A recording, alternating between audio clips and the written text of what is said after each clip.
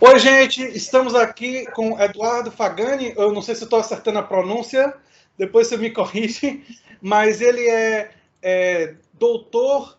Vou começar do início. É graduado, né, em Economia pela Universidade de São Paulo, é mestre em Ciência Política pela Universidade Estadual de Campinas e é doutor em Ciência Econômica pela Universidade Estadual de Campinas e é atualmente professor na Unicamp. Né? E o Eduardo ele veio altamente recomendado pela Denise Lobato Gentil, enfim, um professor que é um especialista em discussão sobre a reforma tributária, sobre a reforma da Previdência, inclusive recentemente está envolvido nesses debates, viajando bastante, não é, professor? E ele, com toda a generosidade que ele tem, resolveu nos conceder aqui um pouquinho de tempo para ajudar a explicar a população que esteja assistindo a esse canal sobre a reforma tributária, que vai ser nosso assunto primordial nessa primeira parte da nossa conversa. Primeiro, eu quero lhe dar as boas-vindas à Nova Máquina do Tempo, um canal progressista que busca trazer grandes especialistas da academia para compartilhar esse conhecimento com a população. Oi, André. Oi a todos que estão nos ouvindo. Na verdade, meu nome é Eduardo Fagnani. Fagnani. É difícil pronunciar, mas é isso. Eu tenho trabalhado muito nesse ano, sobre a reforma da Previdência. Quero aproveitar e fazer uma propaganda. Acabei de lançar um livro, chama Previdência, o debate desonesto, porque é disso que se trata. Né? Foi lançado pela editora Contracorrente. Tem a versão e-book, se vocês tiverem interesse, podem consultar nos sites lá da Contracorrente, acho que na própria Amazon. E também tenho trabalhado com a reforma tributária, que é o tema do nosso debate hoje. Você passa para mim os links do livro e eu faço a divulgação na descrição e tal, para o pessoal ter mais facilmente acesso ao livro, tanto em formato e-book, e aí eles vão saber como é que eles vão ter acesso, né? Eu vou iniciar nossa conversa sobre reforma tributária com a visão de alguém que, embora eu seja um estudante da política, não é? Eu fiz mestrado em História Política, meu doutorado foi em História Política da Saúde e pesquisei as eleições passadas, eu não sou especialista no assunto de reforma tributária. Mas o pouco que eu li sobre o assunto e da tributação brasileira, ela me parece muito pesada, a nossa estrutura tributária, muito pesada no consumo e na produção, e bem leve ou light, se é que a gente pode chamar assim, naquilo que afeta os super ricos do país. Né? Os dividendos empresariais a gente não cobra, a nossa cobrança sobre a herança ela não é muito progressiva, ela vai até 8% no constitucional, mas não sobe muito, e na verdade uma boa parte do dinheiro fica com cartórios, que é onde são privados, né? É uma coisa muito estranha o sistema cartorial brasileiro. Eu queria conversar com vocês também sobre isso, porque eu acho que está enriquecendo as pessoas que compraram isso daí. Não, esse trabalho deveria ser muito mais barato. Então, o povo tem o senso comum de dizer os impostos no Brasil são altos. A sensação que eu tenho, professor, é que eles são altos onde eles deveriam ser baixos e baixos onde eles deveriam ser altos. É uma visão assim de uma pessoa que estuda política, mas não é especialista no assunto, enfim. Mas é o que eu tenho estudado desde o ano passado, me sugere isso. E o senhor pode explicar isso em mais detalhes, né? Não, a tua síntese é perfeita. Na verdade, as pessoas acham que a carga tributária do Brasil é muito elevada. Ela é elevada para os padrões da América Latina, mas ela não é elevada em relação à média dos países mais desenvolvidos, que estão na OCDE. Mas a verdade é que o Brasil é o vice-campeão mundial em tributação sobre o consumo, tá certo? Quer dizer, o que é elevado é a tributação sobre o consumo.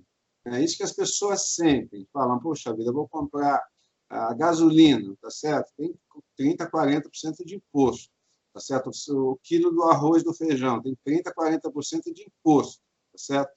Isso é injusto do ponto de vista fiscal, porque quem consome é o pobre, tá certo? O rico guarda o dinheiro no banco, o pobre consome.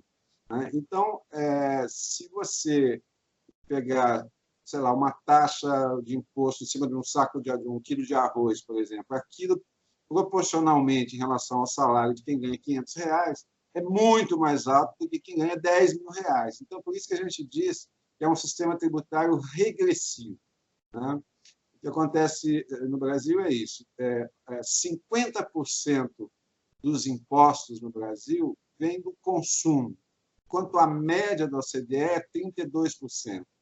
Tá certo? Por outro lado, você não tributa a renda e o patrimônio. A renda e o patrimônio no Brasil, se você somar tudo, a participação relativa no que é arrecadado é menos que 20%, enquanto na média da OCDE é em torno de 35%. Tá certo? Então, essa que é a questão central da nossa regressividade. A carga tributária não é alta, o que é alta é a carga tributária sobre o consumo, tá certo? Porque rico no Brasil não paga imposto.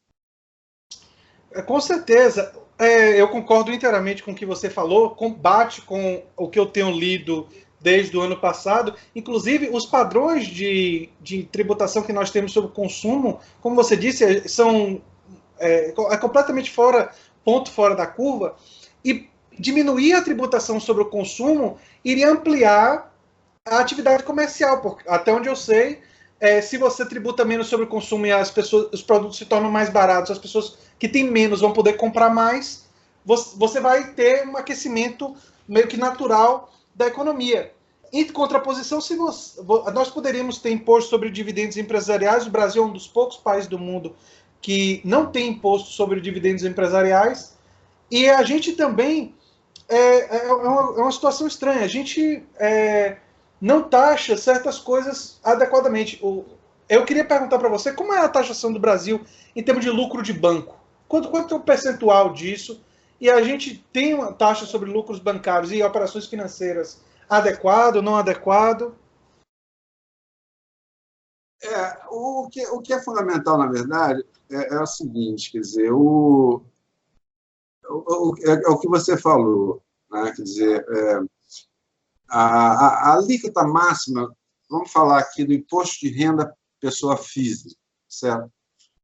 A alíquota máxima do imposto de renda pessoa física, para quem ganha muito, tá certo? Na média da OCDE, é 40%. Certo? Tem vários países que praticam entre 50% e 60%. Uma pessoa que ganha R$ 500.000 vai pagar 60% de imposto de renda pessoa física. Tá certo?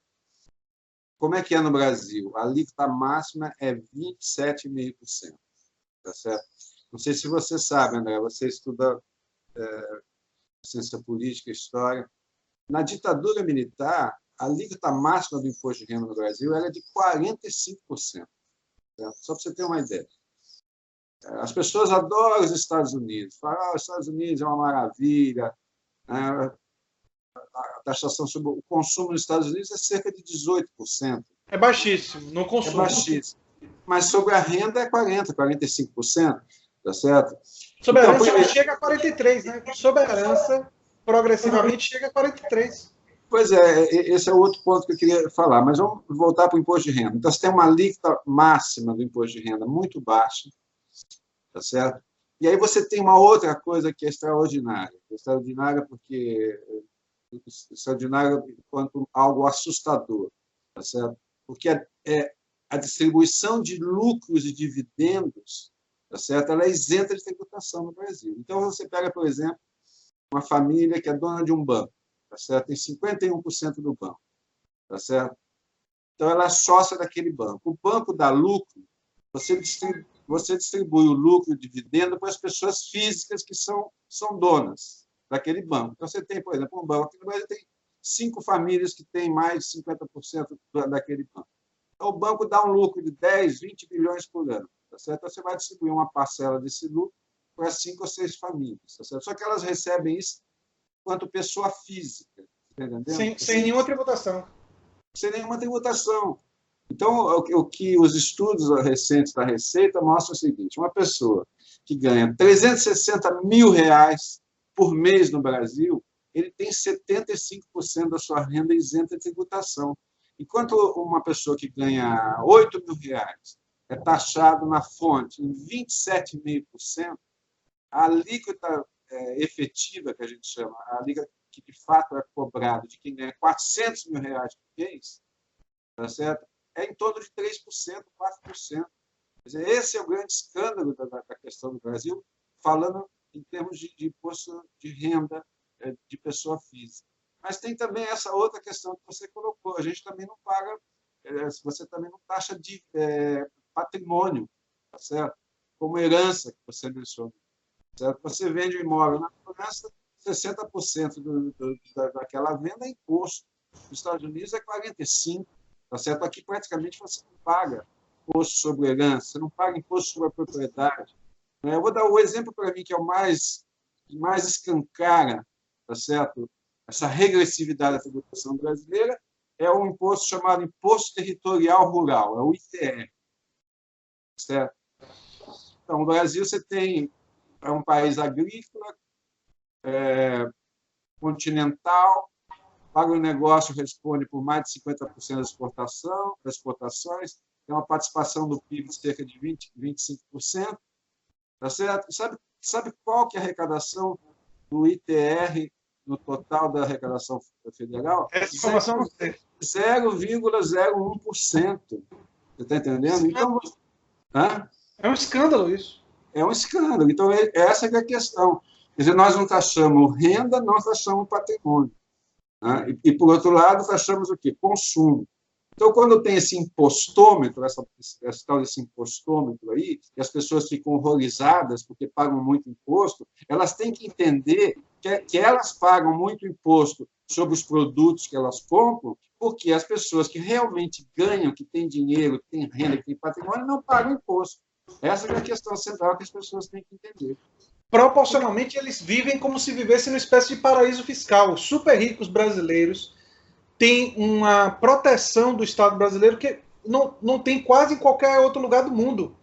Quer dizer, e a gente tem uma Constituição, aí eu vou para a Constituição, que anuncia objetivos de estado de bem-estar social, garantir saúde, garantir educação. Como é que nenhum país do mundo que garantir essas coisas tem um desenho tributário tipo o nosso.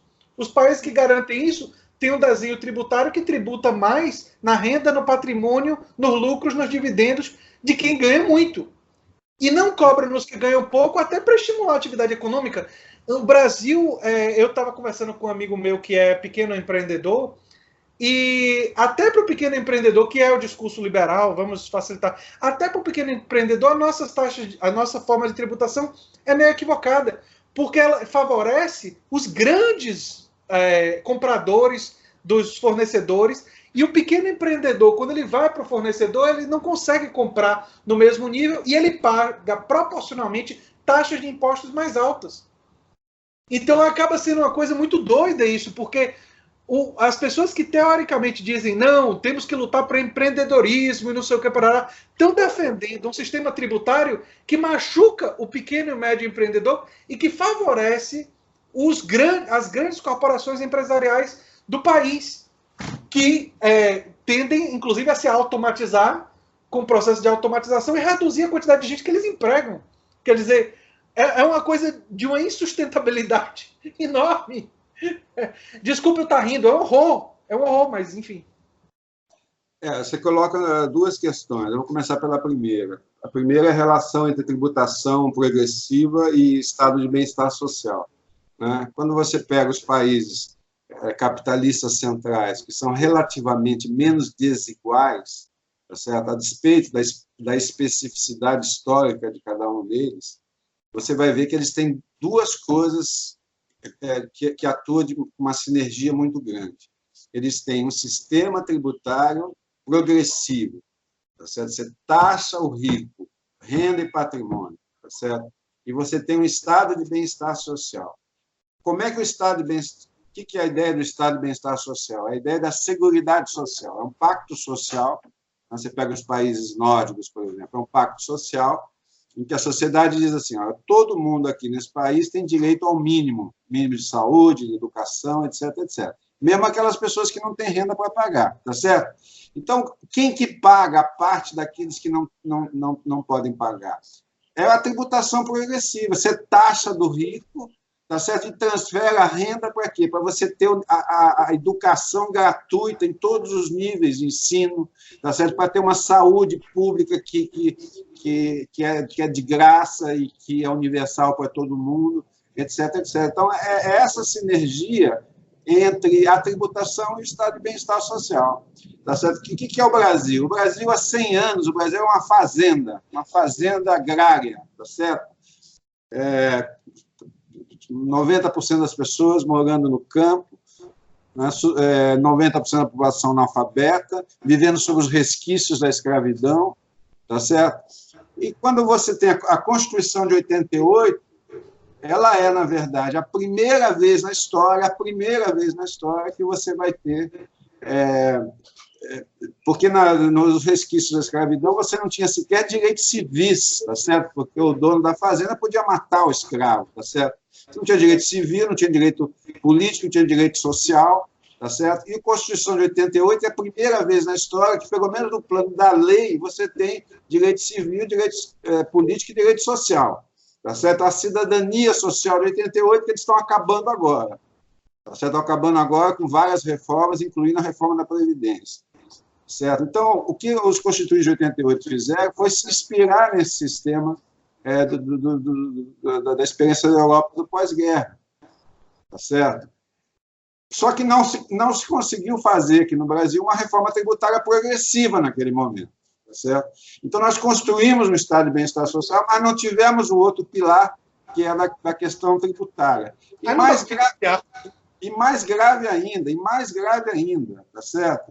O presidente, na época, que era o Sarney, tá certo? Como eu já disse para você está montando um estado de bem-estar social, precisa de dinheiro para financiar a saúde, previdência, etc, etc. Não faz a reforma tributária progressiva, mas, mais do que isso, reduz o pouco de progressividade que tinha. Eu te disse aqui que em 85, 86, 87, o Sarney baixou a alíquota máxima do imposto de renda de 45% para 25%. Então, a conta não fecha, certo? A conta não fecha, né? E essa luta para você fazer uma reforma tributária progressiva no Brasil é quase que uma corrida de obstáculos praticamente impossível. Agora mesmo tem duas propostas de reforma tributária em debate no Congresso e elas não enfrentam a questão da regressividade, que é uma coisa absolutamente estúpida se você pensar num projeto de país, né? Com certeza, Eduardo. Eu tenho uma opinião aí, passando para análise política, e queria saber sua opinião, que a reforma tributária oferece a melhor oportunidade entre todas para mostrar a desigualdade do nosso país. Ou seja, é a grande oportunidade para o campo progressista, chame de esquerda, chame do que quiser, de dizer para o país, olha, para você ter justiça, a gente quer diminuir impostos sobre o consumo e sobre a produção. Mas para que haja a possibilidade de diminuir impostos sobre o consumo e para a produção, o que vai fazer bem para o desenvolvimento do nosso país, para a conta fechar, usando a sua expressão, nós temos que tributar dividendos empresariais, lucro de banco, herança progressivamente, renda, patrimônio, e temos que fazer a tributação que não existe ou que é subtributada, até para poder diminuir a tributação que incide sobre a classe média e tudo mais. Eu estava olhando o que se paga no inventário de classe média hoje. Para a pessoa herdar 500 mil, paga 50, 60 mil. Os valores cartoriais são absurdos. É uma coisa vergonhosa. E, ao mesmo tempo, uma pessoa que vai herdar 30, 40, 50, 60 milhões, para ele, aqueles custos ali é mixaria. Não é nada aquilo ali. Não é nada. E ele tem um custo, porque quer dizer, embora 8% para ele seja mais do que para mim, proporcionalmente não é nada. Porque eles têm muito mais do que uma família de classe média. Então dá para negociar não só com a classe trabalhadora, não só com os mais pobres, mas eu diria até com a classe média. Dá para criar uma linha de diálogo, de dizer, olha, para a gente poder reduzir os impostos por vocês, a gente tem que implantar progressividade, para que a gente possa ter, de fato, um país que retira dos indivíduos mais ricos e das corporações mais ricas. Você falou muito da figura da pessoa física, mas eu queria saber de você em relação a corporações. a renúncia fiscal recente do país não está na casa dos mais de 300 bilhões que a gente faz de renúncia fiscal? Quer dizer, como se explica um negócio desse? De mais de 300 bilhões de reais, o último número que eu vi era 360, 370 bilhões de reais de renúncia fiscal. Eu não digo que toda renúncia fiscal seja errada, mas será que não está uma renúncia fiscal demais aí? Enfim, olha, eu queria te ouvir. Olha, só o governo federal concede renúncias fiscais de 370 bilhões. Os governos estaduais também, os governos municipais também. Nem contei esses. Hã? Nem contei esses. Pois é. É porque esses são uma caixa preta, ninguém sabe quanto é. Mas o governo federal, ao menos o governo federal, faz essa conta. Então, você pega o seguinte, 370 bilhões. Em 10 anos, são 3 trilhões e 700 bilhões. São quase 4 vezes a economia que o Paulo Guedes quer fazer com a reforma da Previdência. Tá certo? Só a questão das isenções fiscais que se concede às camadas de mais alta renda. Tá certo? A sonegação no Brasil. A sonegação no Brasil não é crime. Tá certo? Se você não pagar imposto, não acontece nada. Tá certo? Só acontece se o fiscal chegar na tua empresa e falar: você não está devendo aqui. Se você falar, não vou pagar, aí tudo bem, você vai ser criminalizado. Mas você falar, faz um refinanciamento para mim que eu resolvo. Tá certo? Então, a sonegação no Brasil não é crime e, além disso, ela é premiada por sucessivos refinanciamentos. Estima-se que o Brasil, a sonegação, chega a 600 bilhões. 600 bilhões em 10 anos são 6 trilhões. Tá certo? São 6 vezes a reforma da Previdência. Tá certo? Sendo que a gente tem instrumentos, tecnologia, porque se você quiser combater a coisa, você combate. Tá certo? Então, e com relação à primeira observação que você fez, quer dizer, o que me deixa absolutamente, como é que eu te digo, indignado, para ser elegante, tá certo? É o seguinte: o estudo do Piketty agora, o último estudo do Piketty, mostra o seguinte: que o Brasil é o país mais desigual do mundo, a democracia mais desigual do mundo. O 1% brasileiro, ele só perde por 1% do Catar, tá certo? Então, nós somos o país mais desigual do mundo. E eles estão fazendo o quê? Estão destruindo, primeiro, eles estão destruindo o principal mecanismo de transferência de renda que o Brasil possui, que é a Seguridade Social. Tá certo? Tem estudos da CEPAL que mostram que o índice de Gini cai 16 pontos percentuais por conta das transferências de renda da Previdência, da assistência social, da saúde, etc. Então, estão destruindo esse sistema, tá certo? E estão fazendo uma reforma tributária, né, que não enfrenta essa questão.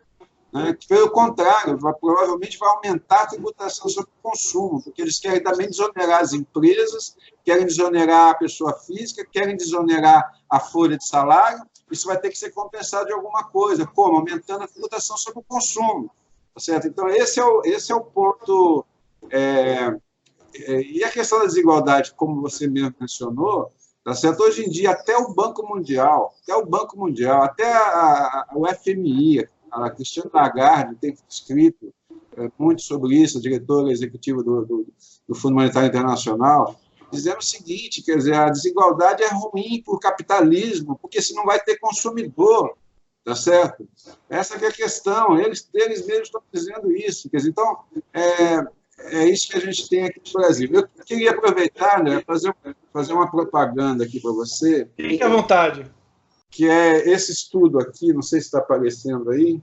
Tá dando para ver. A reforma tributária é necessária. Justiça fiscal é possível. Subsídios para o debate democrático sobre o novo desenho da tributação brasileira.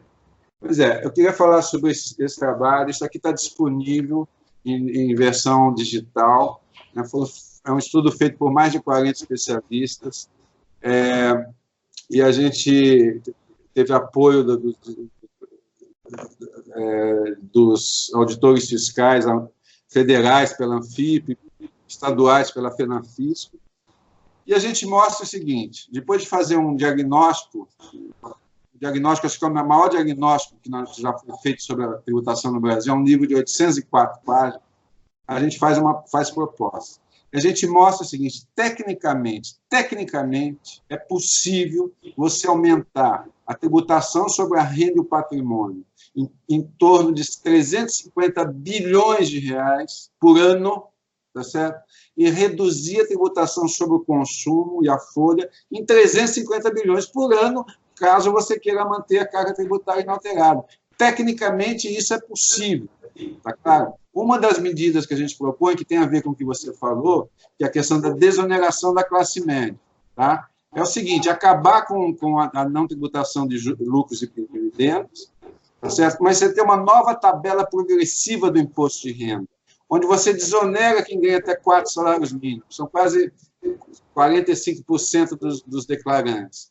Quem ganha entre 5 e 15, 20 mil reais, você reduz a alíquota de 27,5%, tá certo? Para 7, 9, 15, tá certo? E você, na verdade, só taxa mais, quer dizer, você alivia a classe média, tá certo? E você só taxa mais 720 mil contribuintes. São as pessoas, 720 mil que ganham mais de 40 mil reais por mês, tá certo? Isso representa 3% dos 30 milhões de contribuintes para o imposto de renda da pessoa física. Só essa medida, combinada com algumas outras, só essa medida dá um aumento de receita de 170 bilhões por ano, tá certo? Então, é importante deixar muito claro para quem está nos ouvindo que existem alternativas técnicas, existem, tá certo? Existem, e também quero dar uma informação para você. A gente tem trabalhado no sentido de que os partidos da oposição, tá certo, olhem esse trabalho, analisem esse trabalho, né, e eventualmente proponham aí uma nova emenda constitucional aí para entrar nesse debate sobre a reforma tributária que está tramitando no Congresso. E lhe adianto que eu estou em contato com assessores parlamentares e qualquer político do campo progressista, porque eu quero falar com o pessoal do campo de esquerda e progressista, eu levo a sua proposta para eles, porque eu me comprometo aqui publicamente, todo mundo está vendo aqui, em levar essa proposta para eles, até porque algumas das coisas que você disse são simplesmente lógicas. Agora, contrariam o interesse das classes dominantes desse país. Eles vão lutar com unhas e dentes para que isso não aconteça. Agora, sabe qual que é o problema, André? É que esse 1%, ou esses 2% que concentra a renda no Brasil, eles também concentram o poder, entendeu? Eles concentram o poder do Congresso, eles concentram o poder na política econômica, na mídia, etc. Essa que é a questão. Porque, como você mesmo disse, são coisas absolutamente óbvias. E nós fizemos esse estudo que a gente fez, a gente propositadamente falou o seguinte, mas vocês não gostam dos Estados Unidos? Os Estados Unidos não é um grande modelo para vocês? Então, como é que é a tributação nos Estados Unidos? Como é que é na Alemanha? Como é que é no Reino Unido? Tá certo? Então, para mostrar o seguinte, quer dizer, que é óbvio, e mais uma coisa, você trabalha com ciência política. Tributação progressiva é uma coisa liberal clássica. Não é verdade? É o liberalismo clássico, que é a ideia de igualdade de oportunidades, tá certo? A ideia de que ninguém... Na verdade, não existe contradição nenhuma, inclusive porque, dentro do capitalismo, aquilo que você falou antes, da diminuição da tributação relativa na classe média, eu não sou nenhum especialista nisso, mas eu pressuponho que a venda de apartamentos e de casas vai aumentar, porque as pessoas, a partir do momento que tiverem mais dinheiro dentro da classe média, que são as pessoas que fazem esse tipo de consumo, eles vão começar a planejar a aquisição de imóveis, vão planejar, vai haver um número maior de pessoas que vão querer investir e empreender. Vão comprar comida, vão comprar remédio, vão comprar fralda, vão comprar fogão, tá certo? Isso incentiva o mercado de consumo interno. E o mercado de consumo local, porque aí lugares que estão fragilizados por falta de consumo, havendo uma maior demanda, vão surgir negócios para atender a demanda. Porque se você amplia a demanda em um determinado local por consumo, algum empreendedor olha para ele, tem um monte de gente querendo comprar X, tem pouca gente vendendo X, eu vou empreender. Até do ponto de vista do capitalismo, é muito mais lógico. Mas eu tenho dito isso. O Congresso, hoje em dia, tem um consenso absurdo na sociedade que temos que fazer as reformas do mercado, a reforma do que o mercado exige, a reforma da Previdência, a reforma tributária, a reforma disso, daqui. Eu digo o seguinte, eles estão muito mal assessorados. Eles estão fazendo uma reforma anti-mercado, porque tudo que eles fazem corta a renda. A Previdência vai cortar renda, a tributária vai cortar renda, as outras reformas cortam renda. E a questão é a seguinte, por que a economia não cresce? A economia não cresce porque não tem renda. É como você falou, tá certo? Se as pessoas não têm renda, por que o empresário vai investir? Vai vender para quem? Tá certo? Então, é uma coisa absolutamente burra do ponto de vista do capitalismo. Uma pessoa como eu, que quer até caminhar em uma outra direção, vê isso como um ponto básico para até a gente poder garantir o mínimo de estado de bem-estar social. Bem, eu vou terminar essa primeira parte que eu achei maravilhosa, Eduardo. Não vou me arriscar a pronunciar o sobrenome, porque eu provavelmente vou errar ainda, preciso de um pouquinho de prática. Vou terminar agora. Quero dizer para os meus inscritos para divulgarem muito esse vídeo, porque vocês viram e ouviram a importância do que o Eduardo trouxe aqui, um grande especialista, e eu acredito muito em Denise Lobato Gentil, respeito muito ela, e agora tenho respeito por você, professor.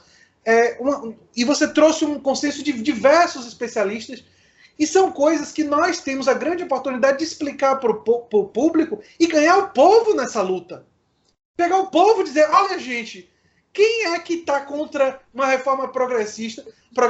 Só uma minoria dos super beneficiados por esse sistema. O resto todo de nós não quer uma reforma progressiva, não quer manter essa regressividade. É uma oportunidade política, e aí política, de ouro. E eu vou deixar um pouco dessa discussão política para o nosso segundo bloco, que eu não sei se a gente grava hoje ou grava outro dia, mas eu quero fechar isso. E quero agradecer efusivamente o professor pela gentileza de compartilhar o seu conhecimento e doar um pouco do seu tempo para a gente aqui. E pode ficar tranquilo que a gente vai divulgar todo o seu material. Só passar para mim que eu divulgo tudo.